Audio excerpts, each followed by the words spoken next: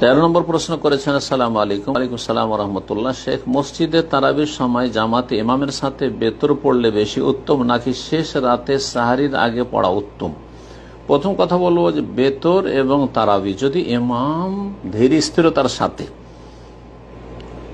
সালাতের যে রুকন ওয়াজিবাতগুলি রয়েছে সেগুলি ঠিক রেখে বড় ইতমিনান প্রশান্তির সাথে সালাত আদায় করে, তাহলে তার সাথে সালাত পড়া, তারাবির সালাত পড়া বাড়িতে সালাত পড়ার চাইতে উত্তম। কিন্তু ইমাম যদি এক্সপ্রেস হয়, যেমন প্রচলিত ভারত বাংলাদেশের হানাফিদের তারাবির সালাত, এই সালাত যদি হয় তাহলে তারাবি আর বেতর এগুলি একা বা নিজের পরিবারকে নিয়ে, ছেলে মেয়েদেরকে নিয়ে, স্ত্রীকে নিয়ে বাড়িতে পড়াটা বেশি উত্তম। এই মাসআলা জেনে নেওয়ার পরে এখন আসি যে ইমামের সাথে বেতর পড়া, যদি ইমাম ধীর স্থিরতার সাথে সুন্দর সে তারাবি পড়ছে, সুন্দর বেতর পড়ছে, তাহলে এটা নিঃসন্দেহে উত্তম হবে সাহারির আগে, মানে এই সময়ের দিক থেকে যত শেষ রাতে পড়বেন তত বেশি উত্তম।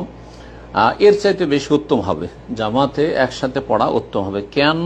কারণ এই মর্মে রাসূলুল্লাহ সাল্লাল্লাহু আলাইহি ওয়াসাল্লামের হাদিস রয়েছে তিরমিজিতে 806 নম্বর হাদিস।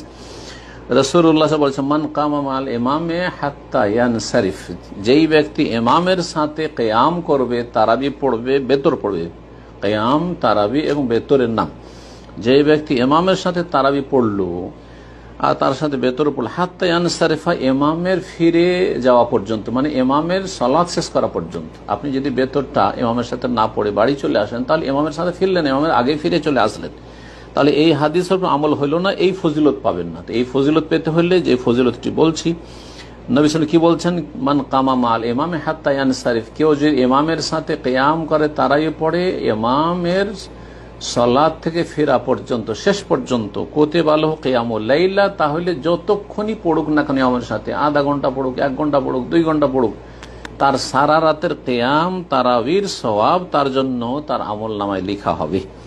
হাদিস ইমাম তিরমিজি, ইমাম আবু দাউদ 1375, নাসাই 1605, ইবনে মাজাহ 1327, আল্লামা আলবানী সহিহ তিরমিজিতে হাদিসটিকে সহিহ বলেছেন।